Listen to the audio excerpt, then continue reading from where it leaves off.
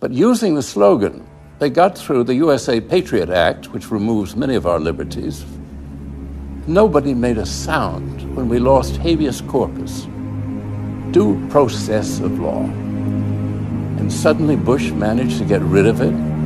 Where was a voice on television, aside from mine, that spoke out against this? Where are all those noble jurists, those great lawyers, those lovers of liberty? Where the hell were they?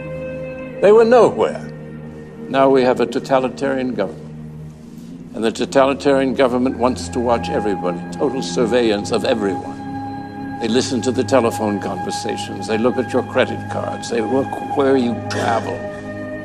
We are totally policed. This is contrary to everything in our Constitution. A 2010 Pentagon directive details what critics say is a policy that envisions the Obama administration's potential use of military force against Americans. The directive has non-controversial provisions on support to civilian fire, emergency services, and domestic use of the Army Corps of Engineers.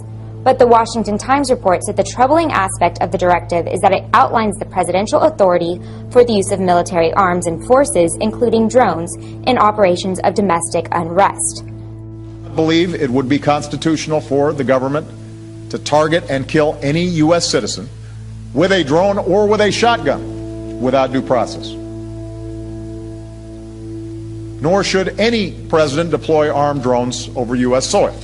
Okay, well, a troubling new report is now revealing that a secret memo from 2010 outlined the administration's potential use of military force against Americans in the United States of America. A defense source brought this to my attention and was fairly concerned about it, said, look, this appears to be the latest step in the administration's decision to, at some point, use force against American citizens in the future. There are a lot of people concerned about this, and then you see this memo in connection with the growing militarization of many of the non-security agencies of government.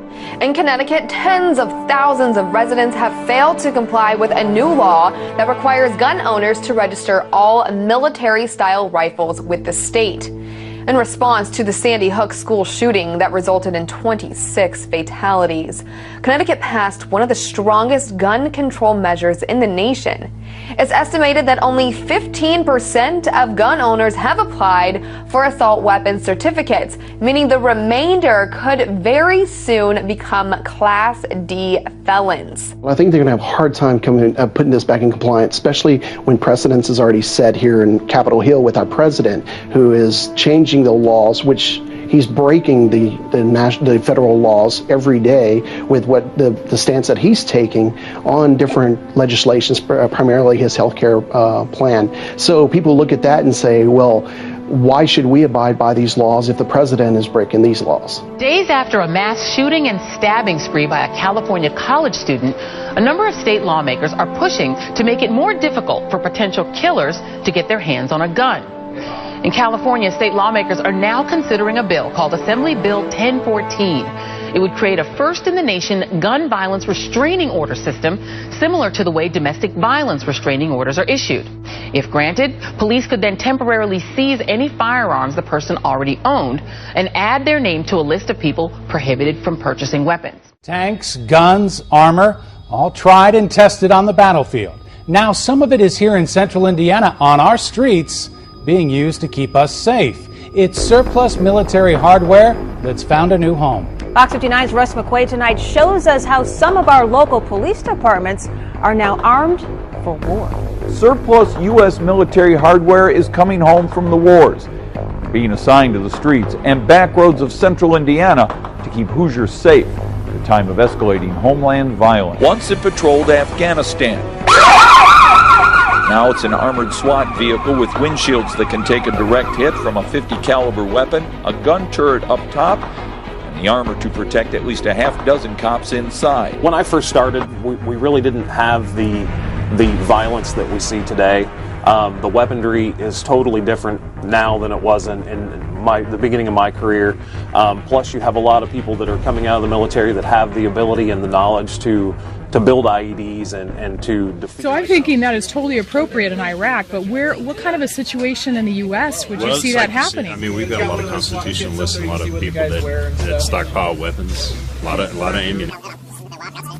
I mean, we've got a lot of constitutionalists and a lot of people that stockpile weapons, a lot of ammunition. They have no weapons. This is Congressman Hank Johnson. Georgia Congressman Hank Johnson is worried about Pentagon spending and small-town cops who have acquired helicopter parts and boats and bayonets and guns they don't need or can't keep track of, and he's ready to write clampdown legislation. We've been reporting about this all along. Police are arming themselves to fight against your average American citizen, conservatives, patriots, and definitely returning military. Why aren't people seeing this? Well, perhaps because their local news stations are massaging it into their brain that this is completely normal. According to the Pennsylvania State Supreme Court, police officers no longer need warrants to search a person's vehicle. The Pennsylvania Supreme Court ruled 4-2 that police officers can search a vehicle without a warrant. Critics say the ruling gives too much power to police and will infringe on citizens' privacy. Are you ready for the next big thing? It may be moving in with you. The Financial Times reports that next week, Apple will announce a new way to connect you to what techies call the Internet of Things. One of the concepts people have been talking about is Apple getting into what they call kind of the smart home or the Internet of Things. That's an area a lot of big companies like Google are very interested in, so you know Apple's got to be interested in it also. If we have this sort of home invasion, if you will, by all these devices, do you think this is something consumers want or are going to embrace? You know, it's something we thought about since the World's Fair, since the Jetsons. It's an intriguing concept. I'm not sure how much of it people actually want to integrate into their lives. You think this is the next frontier of technology, Dan? It's one of the potential next frontiers, and whether somebody, maybe a big guy like Apple, can get everything to work together, that's always the key, getting everybody on the same plan at the same time. I would be fascinated if someone doesn't want this technology, because I think it's amazing. It's life-changing. Yeah, certainly. The National Security Agency is collecting a massive trove of images that it intercepts over social media, emails, and texts, some which are so clear it can use them in its facial recognition operations. According to the New York Times, top-secret NSA documents indicate that the spy agency's global facial recognition technology has seen huge growth in the last 4 years. Millions of images are intercepted per day, only adding to the huge database of personal information the government can have on individuals, both American and foreign. Civil liberties advocates worry the program seems to be operating in a legal vacuum. Controversial new curriculum in New York schools still making waves in the education community. Last night, parents, teachers, and students came out to voice their concerns about Common Core. If attendance is any indication of how concerned parents and students are about Common Core standard, then the packed room at Carmel Town Hall said it all. If you look at the way that this has been implemented, it's a complete disaster. Common Core Standard is a new curriculum implemented in schools across the nation. The goal of Common Core is to put students on a level playing field and help prepare them for a global economy.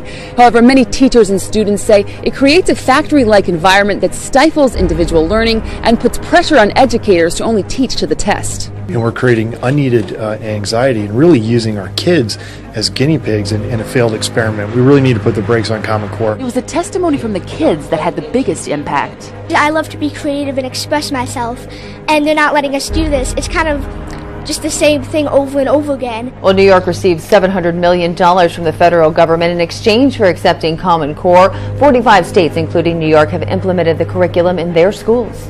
And now to Florida, where a school teacher allegedly humiliated a 12-year-old boy in front of an entire class after she caught him reading the Bible during what was designated as free reading time. I begin with that shocking lawsuit. A Connecticut family claiming their 3 daughters were brainwashed into joining a religious cult by teachers and, of course, that guidance counselor at the high school. On the outside, it's a typical suburban school. But on the inside, a new lawsuit claims 4 staff members at Avon High School in Connecticut tried to brainwash 3 sisters, and their parents had no idea, indoctrinating them, quote, into a religious cult that promotes martyrdom and celebrates death, leaving them flat and distant, reclusive, secretive, and non-communicative.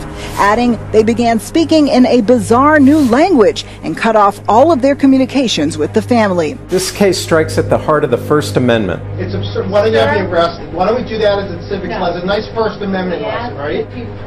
It's absurd, but everybody's playing around about what the content of this is. Nobody's talking about censoring the book. Nobody's talking about banning the book or burning the book or anything. Would you please be respectful of the other people? Like you're respectful of my daughter, right, and my children. That you had that you put this book out with the notice. Why don't we read the notice that was put out? Why we ask? Would anyone else like to speak? Because I violated 2-minute rule. Would anyone else like to be recognized? Is somebody in the back? This is ridiculous. Your name is Gail Brunt. I'm sorry. Gail Brunt. Can you state your address, please? Whitehurst.